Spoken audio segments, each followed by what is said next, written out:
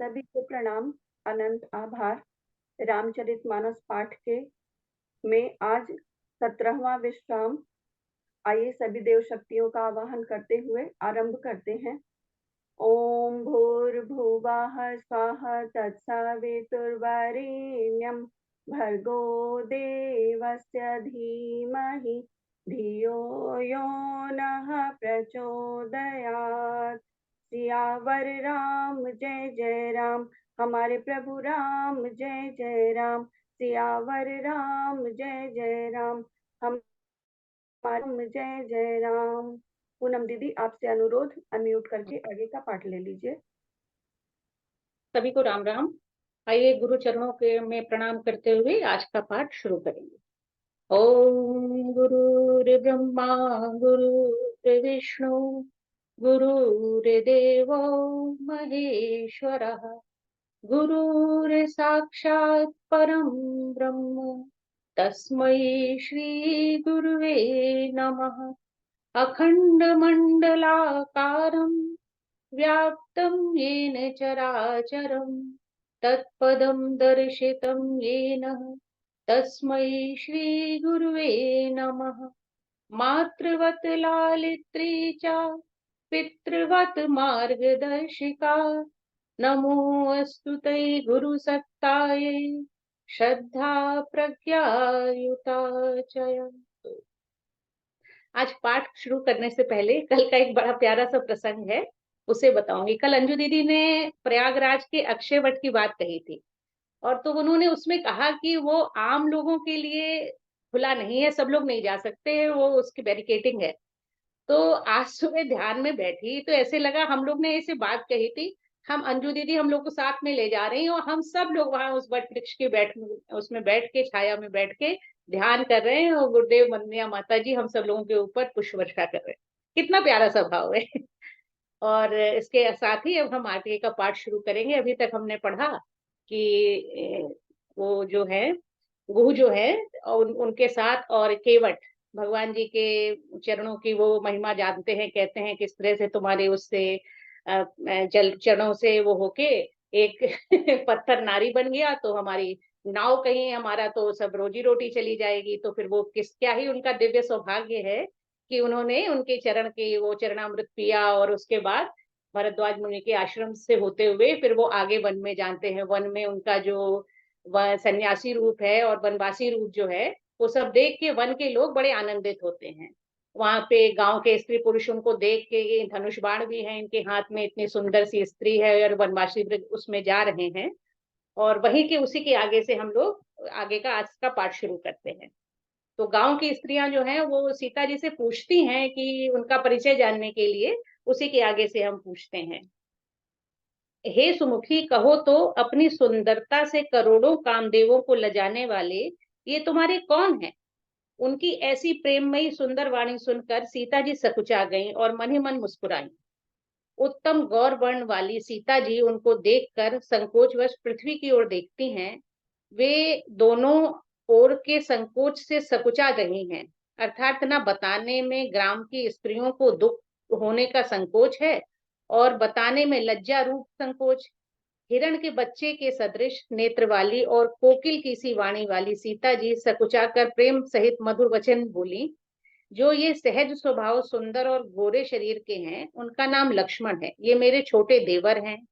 फिर सीता जी लज्जावश अपने चंद्रमुख को आंचल से ढककर और प्रियतम राम जी की ओर निहार कर टेढ़े भौहें टेढ़ी करके खंजन पक्षी के से सुंदर नेत्रों को तिरछा करके सीता जी ने इशारे से उन्हें कहा कि ये श्री रामचंद्र जी मेरे पति हैं। यह जानकर गांव की सब युवती स्त्रियां इस प्रकार आनंदित हुई मानो कंगालों ने धन की राशि लूट ली हो। वे अत्यंत प्रेम से सीता जी के पैरों पड़कर बहुत प्रकार से आशीष देती हैं, शुभकामना करती हैं कि जब तक शेष जी के सिर पर पृथ्वी रहे तब तक तुम सदा सुहागिन बनी रहो और पार्वती जी के समान अपने पति की प्यारी हो। हे देवी, हम पर कृपा न छोड़ना, बनाए रखना। हम बार बार हाथ जोड़कर विनती करते हैं जिससे आप फिर से इसी रास्ते लौटें और हमें अपनी दासी जानकर दर्शन दें। सीता जी ने उन सबको प्रेम की प्यासी देखा और मधुर वचन कहकर उनका भली भांति संतोष किया, मानो चांदनी ने कुमुदनियों को खिलाकर पुष्ट कर दिया हो। उसी समय रामचंद्र जी का रुख जानकर लक्ष्मण जी ने कोमल वाणी में लोगों से रास्ता पूछा। यह पूछते ही स्त्री पुरुष दुखी हो गए, उनके शरीर पुलकित हो गए और नेत्रों में वियोग की संभावना से प्रेम का जल भर आया। उनका आनंद मिट गया और ऐसे उदास हो गए मानो विधाता ने दी हुई संपत्ति छीने लेता हो।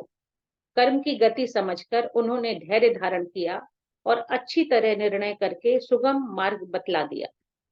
तब लक्ष्मण जी और जानकी जी सहित श्री रघुनाथ जी ने गमन किया और सब लोगों को प्रिय वचन कहकर लौटाया, किंतु उनके मनों को अपने साथ ही लगा लिया। लौटते हुए वे स्त्री पुरुष बहुत ही पछताते हैं और मन ही मन देव को दोष देते हैं। परस्पर बड़े ही विषाद के साथ कहते हैं कि विधाता के सब काम उल्टे हैं। वह विधाता बिल्कुल निरंकुश, स्वतंत्र, निर्दय और निडर है, जिसने चंद्रमा को रोगी, घटने बढ़ने वाला और कलंकहीन बनाया, कल्प वृक्ष को पेड़ और समुद्र को खारा बनाया। उसी ने इन राजकुमारों को वन भेजा है। जब विधाता ने इनको वनवास दिया है, तब उसने भोग विलास व्यर्थ ही बनाए।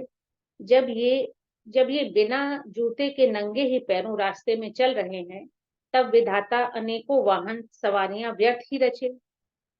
जब ये कुश और पत्ते बिछाकर जमीन पर ही पड़े रहते हैं, तब विधाता सुंदर सेज, पलंग और बिछौने किस लिए बनाता है? विधाता ने जब इनको बड़े बड़े पेड़ों के नीचे का निवास दिया, तब उज्जवल महलों को बना बनाकर उसने व्यर्थ ही परिश्रम किया।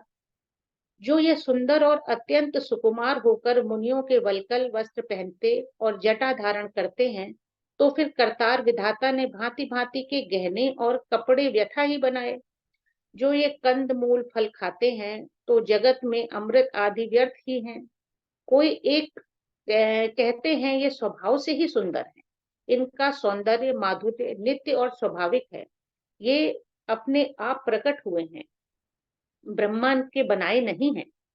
हमारे कानों, नेत्रों और मन के द्वारा अनुभव में आने वाली विधाता की करनी को जहां तक वेदों ने वर्णन करके कहा है, वहां तक 14 लोकों में ढूंढ कर देखो, ऐसे पुरुष और ऐसी स्त्रियां कहाँ हैं?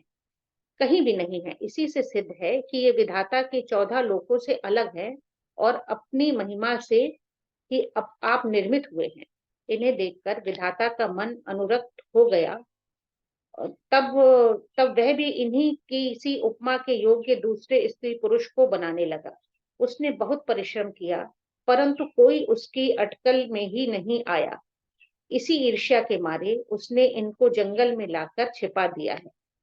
कोई एक कहते हैं कि हम बहुत नहीं जानते, हाँ, अपने को परम धन्य अवश्य मानते हैं जो इनके दर्शन कर रहे हैं, और हमारी समझ में वे भी बड़े पुण्यवान हैं जिन्होंने इन्हें देखा है, जो देख रहे हैं और जो देखेंगे। इस प्रकार प्रिय वचन कह कहकर सबके नेत्रों में सब अपने नेत्रों में जल भर लेते हैं और कहते हैं कि ये अत्यंत सुकुमार शरीर वाले दुर्गम कठिन मार्ग में कैसे चलेंगे? स्त्रियां स्नेहवश विकल हो जाती हैं, मानो संध्या के समय चकवी भावी वियोग की पीड़ा से सोह रही हो, दुखी हो रही हो। इनके चरण कमलों को कोमल और मार्ग को कठोर जानकर वे व्यथित हृदय से उत्तम वाणी कहती हैं। इनके कोमल और लाल लाल चरणों तलवों को छूते ही पृथ्वी वैसे ही सकुचा जाती है जैसे हमारे हृदय सकुचा रहे हैं। जगदीश्वर ने यदि इन्हें वनवास ही दिया तो सारे रास्ते को पुष्पमय क्यों नहीं बना दिया? यदि ब्रह्मा जी मांगे मिले तो वे सखी, हम उनसे मांग कर इन्हें अपनी आंखों में ही रखें। जो स्त्री पुरुष इस अवसर पर नहीं आए, वे सीताराम जी को नहीं देख सके। उनके सौंदर्य को सुनकर वे व्याकुल होकर पूछते हैं कि भाई, अब तक वे कहाँ गए होंगे? और जो समर्थ हैं वे दौड़कर जाकर उनके दर्शन कर लेते हैं और जन्म का परम फल पाकर विशेष आनंदित होकर लौटते हैं। गर्भवती, प्रसूता आदि अबला स्त्रियां, बच्चे और बूढ़े दर्शन न पाने से हाथ मलते और पछताते हैं। इस प्रकार वहां श्री रामचंद्र जहां जहां श्री रामचंद्र जी जाते हैं, वहां वहां लोग प्रेम के वश में हो जाते हैं। सूर्य कुल रूपी कुमुदनी के प्रफुल्लित करने वाले चंद्रमा स्वरूप श्री रामचंद्र जी के दर्शन कर गांव-गांव में ऐसा आनंद हो रहा है। जो लोग वनवास दिए जाने का कुछ भी समाचार सुन पाते हैं, वे राजा रानी दशरथ केकई को दोष लगाते हैं। कोई एक कहते हैं कि राजा बहुत ही अच्छे हैं, जिन्होंने हमें अपने नेत्रों का लाभ दिया। स्त्री पुरुष सभी आपस में सीधी स्नेह भरी सुंदर बातें कह रहे हैं। कहते हैं वे माता पिता धन्य हैं, जिन्होंने इन्हें जन्म दिया। वह नगर धन्य है, जहां से ये आए हैं। वह देश पर्वत वन और गांव धन्य है, और वह वही स्थान धन्य है जहां जहां ये जाते हैं। ब्रह्मा जी ने उसी को रचकर सुख पाया है, जिसके ये सब प्रकार से स्नेही हैं। पथिक रूप श्री राम लक्ष्मण की सुंदर कथा सारे रास्ते और जंगल में छा गई है। रघुकुल रूपी कमल के खिलाने वाले सूर्य श्री रामचंद्र जी इस प्रकार मार्ग के लोगों को सुख देते हुए सीता जी और लक्ष्मण सहित वन को देखते हुए चल रहे हैं। आगे श्री राम जी हैं, पीछे लक्ष्मण जी सुशोभित हैं, तपस्वियों के वेश बनाए हुए दोनों की बड़ी ही शोभा पा रहे हैं। दोनों के बीच में सीता जी कैसी सुशोभित हो रही हैं, जैसे ब्रह्म और जीव के बीच माया। फिर जैसी छवि मेरे मन में बस रही है, उसको कहता हूँ। मानो बसंत ऋतु और कामदेव के बीच में रति कामदेव की स्त्री शोभित हो। फिर अपने हृदय में खोज कर उपमा कहता हूँ कि मानो बुध चंद्रमा के पुत्र और चंद्रमा के बीच में रोहिणी चंद्रमा की स्त्री सोह रही हो। प्रभु श्री रामचंद्र जी के जमीन पर अंकित होने वाले दोनों चरण चिन्हों के बीच बीच में पैर रखती हुई सीता जी कहीं भगवान के चरण चिन्हों पर पैर न टिक जाए, इस बात से डरती हुई मार्ग में चल रही हैं। और लक्ष्मण जी मर्यादा की रक्षा के लिए सीता जी और रामचंद्र जी दोनों के चरण चिन्हों को बचाते हुए उन्हें दाहिने रख कर रास्ता चल रहे हैं। श्री राम जी, लक्ष्मण जी और सीता जी की सुंदर प्रीति वाणी का विषय नहीं है, अर्थात अनिर्वचनीय है। अतः वह कैसे कही जा सकती है। पक्षी और पशु भी उस छवि को देखकर प्रेमानंद में मग्न हो जाते हैं। पथिक रूपी श्री रामचंद्र जी ने उस पर भी चित्त चुरा लिए हैं। प्यारे पथिक, सीता जी सहित दोनों भाइयों को जिन जिन लोगों ने देखा, उन्होंने भव का अगम मार्ग, जन्म मृत्यु रूपी संसार में भटकने का भयानक मार्ग बिना ही परिश्रम आनंद के साथ तय कर लिया है। अर्थात वे आवागमन के चक्र से सहज ही छूट गए, मुक्त हो गए। आज भी जिनके हृदय में स्वप्न में भी कभी लक्ष्मण सीता राम तीनों बटोही आ बसे, तो वह भी श्री राम जी के परम धाम के उस मार्ग को पा जाएगा, जिस मार्ग को कभी कोई बिरले ही मुनि पाते हैं। तब श्री रामचंद्र जी सीता जी को थकी हुई जानकर और समीप ही एक बड़ा बड़ का वृक्ष और ठंडा पानी देखकर उस दिन वहीं ठहर गए। कंद मूल फल खाकर रात भर वहीं रहकर प्रातः काल स्नान करके श्री रघुनाथ जी आगे चले। सुंदर वन, तालाब और पर्वत देखते हुए प्रभु रामचंद्र जी वाल्मीकि जी के आश्रम में आए। रामचंद्र जी ने देखा कि मुनि का निवास स्थान बहुत सुंदर है। वहां सुंदर पर्वत, वन और पवित्र जल है। सरोवरों में कमल और वनों के वृक्ष फूल रहे हैं, और मकरंद रस में मस्त हुए भौरे सुंदर गुंजार कर रहे हैं। बहुत से पक्षी और पशु कोलाहल कर रहे हैं और वैर से रहित होकर प्रसन्न मन से विचर रहे हैं। पवित्र और सुंदर आश्रम को देखकर कमल नयन श्री राम जी हर्षित हुए। रघुश्रेष्ठ श्री राम जी का आगमन सुनकर मुनि वाल्मीकि उन्हें लेने के लिए आगे आए। श्री रामचंद्र जी ने मुनि को दंडवत किया। विप्र श्रेष्ठ मुनि ने उन्हें आशीर्वाद दिया। श्री रामचंद्र जी की छवि देखकर मुनि के नेत्र शीतल हो गए। सम्मान पूर्वक मुनि उन्हें आश्रम में ले आए। श्रेष्ठ मुनि वाल्मीकि जी ने प्रांतीय अतिथियों को पाकर उनके लिए मधुर कंद मूल और फल मंगवाए। सीता जी, लक्ष्मण जी और रामचंद्र जी ने फलों को खाया। तब मुनि ने उनको विश्राम करने के लिए सुंदर स्थान बतला दिए। मुनि रामचंद्र जी के पास बैठे हैं और उनकी मंगल मूर्ति को नेत्रों से देखकर वाल्मीकि जी के मन में भारी आनंद हो रहा है। तब रघुनाथ जी कमल सदृश हाथों को जोड़कर कानों को सुख देने वाले मधुर वचन बोले।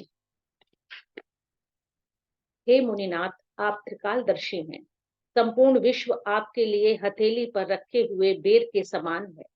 प्रभु श्री रामचंद्र जी ने ऐसा कहकर फिर जिस जिस प्रकार से रानी कैकेयी ने वनवास दिया, वह सब कथा विस्तार से सुनाई और कहा, हे प्रभु, पिता की आज्ञा का पालन, माता का हित और भरत जैसे स्नेही और धर्मात्मा भाई का राजा होना, फिर मुझे आपके दर्शन होना, यह सब मेरे पुण्यों का प्रभाव है। हे मुनिराज, आपके चरणों का दर्शन करने से आज हमारे सब पुण्य सफल हो गए। हमें सारे पुण्यों का फल मिल गया। अब जहाँ आपकी आज्ञा हो और जहाँ कोई भी मुनि उद्वेग को प्राप्त ना हो, क्योंकि जिससे जिनसे मुनि और तपस्वी दुख पाते हैं, वे राजा बिना अग्नि के ही अपने दुष्ट कर्मों से ही जलकर भस्म हो जाते हैं। ब्राह्मणों को संतोष सब मंगलों ब्राह्मणों का संतोष सब मंगलों की जड़ है, और भूदेव ब्राह्मणों का क्रोध करोड़ों कुलों को भस्म कर देता है। ऐसा हृदय में समझकर वह स्थान बतलाइए जहाँ मैं लक्ष्मण और सीता सहित जाऊं, और वहां सुंदर पत्तों और घास की कुटी बनाकर हे दयालु कुछ समय निवास करूं। श्री राम जी की सहज ही सरल वाणी सुनकर ज्ञानी मुनि वाल्मीकि बोले, धन्य धन्य हे रघुकुल के ध्वजा स्वरूप, आप ऐसा क्यों न कहेंगे। आप सदैव वेद की मर्यादा का पालन रक्षण करते हैं। हे राम, आप वेद की मर्यादा के रक्षक जगदीश्वर हैं, और जानकी जी आपकी स्वरूप भूता माया है, जो कृपा के भंडार आपकी रुख पाकर जगत का सृजन पालन और संहार करते हैं, जो हजार मस्तक वाले सर्पों के स्वामी और पृथ्वी को अपने सिर पर धारण करने वाले हैं। वही चराचर के स्वामी शेष जी लक्ष्मण हैं। देवताओं के कार्य के लिए आप राजा का शरीर धारण करके दुष्ट राक्षसों की सेना का नाश करने के लिए चले हैं। हे राम, आपका स्वरूप वाणी के अगोचर, बुद्धि से परे, अव्यक्त, अकथनीय और अपार है। वेद निरंतर उसका नेति नेति कहकर वर्णन करते हैं। हे राम, जगत दृश्य है, आप उसके देखने वाले हैं। आप ब्रह्मा, विष्णु और शंकर को भी नचाने वाले हैं। जब वे भी आपके मर्म को नहीं जानते, तब और कौन आपको जानने वाला है। वही आपको जानता है जिसे आप जना देते हैं, और जानने से ही वह आपका ही स्वरूप बन जाता है। हे रघुनंदन, हे भक्तों के हृदय को शीतल करने वाले चंदन, आपकी ही कृपा से भक्त आपको जान पाते हैं। आपकी देह चिदानंदमय है। यह प्रकृति जन्य पंच महाभूतों से बनी हुई कर्म बंधन युक्त त्रिदेह विशिष्ट माइक नहीं, और उत्पत्ति नाश वृद्धि क्षय आदि सब विकारों से रहित है। इस रहस्य को अधिकारी पुरुष ही जानते हैं।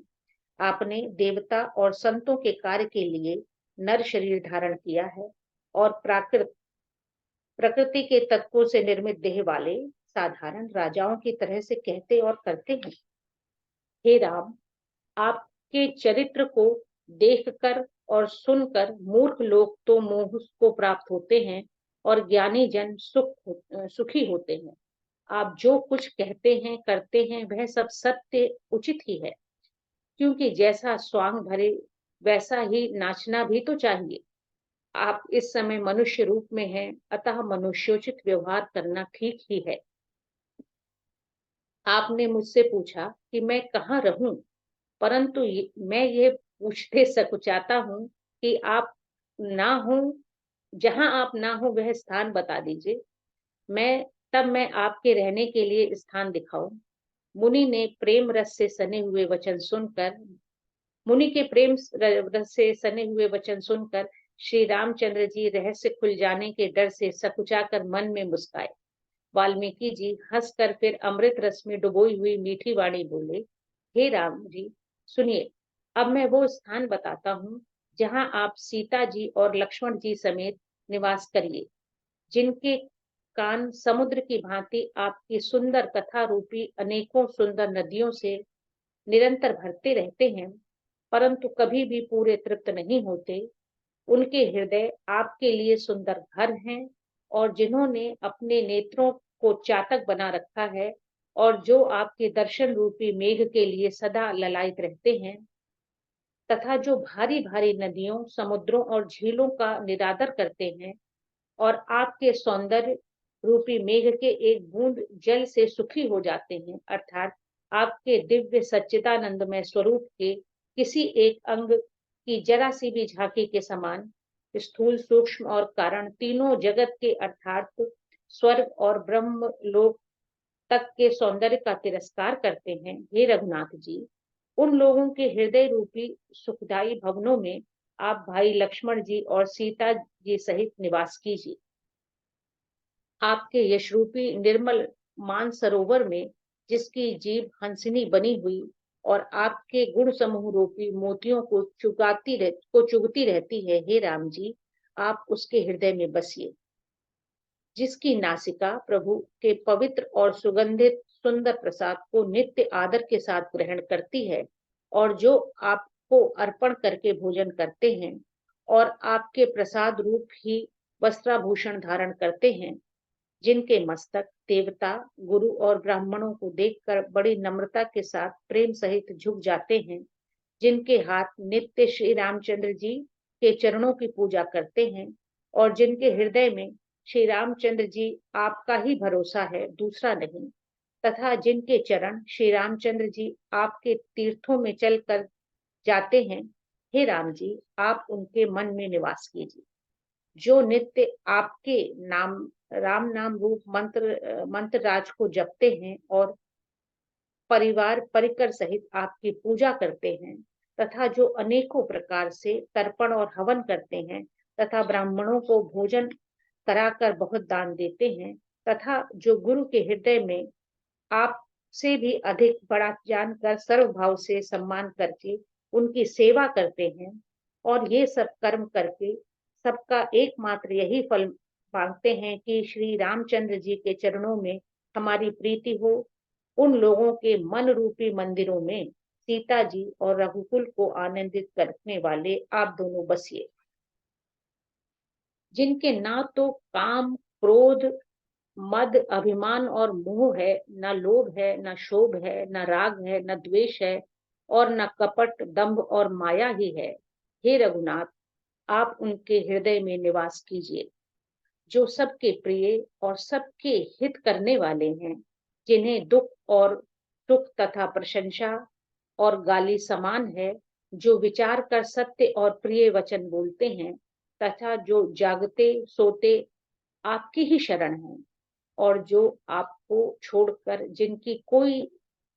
जिनके दूसरी कोई गति आश्रय नहीं है, हे राम जी, आप उनके मन में बसिए। जो पराई स्त्री को जन्म देने वाली माता के समान जानते हैं तथा पराया धन जिन्हें विष से भी भारी विष है, जो दूसरे की संपत्ति देखकर हर्षित होते हैं तथा दूसरों की विपत्ति देखकर विशेष रूप से दुखी होते हैं, हे राम जी, जिन्हें आप प्राणों के समान प्यारे हैं, उनके मन आपके रहने योग्य शुभ भवन है। हे तात, जिनके स्वामी, सखा, पिता, माता और गुरु सब कुछ आप ही है, उनके मन रूपी मंदिर में सीता जी सहित आप दोनों निवास कीजिए। जो अवगुणों को छोड़कर सबके गुणों को ग्रहण करते हैं, ब्राह्मण और गौ के लिए संकट हरते हैं, नीति निपुणता में जिनकी जगत में मर्यादा है, उनका सुंदर मन आपका घर है। जो गुणों को आपका और दोषों को अपना समझता है, जिसे सब प्रकार से आपका ही भरोसा है और राम भक्त जिसे प्यारे लगते हैं, उसके हृदय में आप सीता सहित निवास करिए। जात पात, धर्म धर्म, बड़ाई, परिवार, प्यारा परिवार और सुख देने वाला घर, सबको छोड़कर जो केवल आपको ही हृदय में धारण किए रहता है, हे रघुनाथ जी, आप उसके हृदय में रहिए। स्वर्ग, नरक और मोक्ष जिनकी दृष्टि में समान है, क्योंकि वह जहां तहां सब जगह केवल धनुष बाण धारण किए आपको ही देखता है और जो कर्म से, वचन से और मन से आपका दास है, हे राम जी, आप उसके हृदय में डेरा डालिए। जिसको कभी कुछ भी नहीं चाहिए और जिसका आपसे स्वाभाविक प्रेम है, आप उसके मन में निरंतर निवास कीजिए, वह आपका अपना घर है। इस प्रकार मुनि श्रेष्ठ वाल्मीकि जी ने रामचंद्र जी को घर दिखाए। उनके प्रेम पूर्ण वचन श्री राम जी के मन को अच्छे लगे। फिर मुनि ने कहा, हे सूर्य कुल के स्वामी, सुनिए, अब मैं इस समय के लिए सुखदायक आश्रम कहता हूँ, निवास स्थान बतलाता हूँ। आप चित्रकूट पर्वत पर निवास कीजिए। वहां आपके लिए सब प्रकार की सुविधा है। सुहावना पर्वत है और सुंदर वन है। वह हाथी, सिंह, हिरण और पक्षियों का विहार स्थल है। वहां पवित्र नदी है, जिसकी पुराणों ने प्रशंसा की है और जिसको अत्रि ऋषि की पत्नी अनुसुईया जी अपने तप बल से लाई थी। वह गंगा जी की धारा है। उसका मंदाकिनी नाम है। वह सब पाप रूपी बालकों को खा डालने के लिए डाकिनी रूप है। अत्रि आदि बहुत से श्रेष्ठ मुनि वहां निवास करते हैं, जो योग तप और जप तप करते हुए शरीर को कसते हैं। हे राम जी, चलिए, सबके परिश्रम को सफल कीजिए और पर्वत श्रेष्ठ चित्रकूट को भी गौरव दीजिए। महामुनि वाल्मीकि जी ने चित्रकूट की अपरिमित महिमा बखान कर कही। तब सीता जी सहित दोनों भाइयों ने आकर श्रेष्ठ नदी मंदाकिनी में स्नान किया। रामचंद्र जी ने कहा, लक्ष्मण, बड़ा अच्छा घाट है, अब यहीं कहीं ठहरने की व्यवस्था करो। तब लक्ष्मण जी ने पयस्विनी नदी के उत्तर के ऊंचे किनारे को देखा और कहा कि इसके चारों ओर धनुष के जैसा एक नाला फिरा हुआ है। नदी मन, नदी मंदाकिनी उस धनुष की प्रत्यंचा डोरी है और शम दम दान बाण है। कलयुग के समस्त पाप उसके अनेकों हिंसक पशु हैं। चित्रकूट ही मानो अचल शिकारी है, जिसका निशाना कभी चूकता नहीं और जो सामने से मारता है। ऐसा कहकर लक्ष्मण जी ने स्थान दिखलाया। स्थान को देखकर रामचंद्र जी ने सुख पाया। जब देवताओं ने जाना कि श्री रामचंद्र जी का मन यहाँ रम गया, तब वे देवताओं के प्रधान थवई, मकान बनाने वाले विश्वकर्मा को साथ लेकर चले। सब देवता कोल भीलों के वेश में आए और उन्होंने दिव्य पत्तों और घासों से सुंदर घर बना दिए। दो ऐसी सुंदर कुटियां बनाई जिनका वर्णन नहीं हो सकता। उनमें एक सुंदर छोटी सी थी और दूसरी बड़ी थी। लक्ष्मण जी और जानकी जी सहित प्रभु रामचंद्र जी ने सुंदर घास पत्तों के घर में शोभायमान है, मानो कामदेव मुनि का वेश धारण करके पत्नी रति और बसंत ऋतु के साथ सुशोभित हों। जय सिया राम।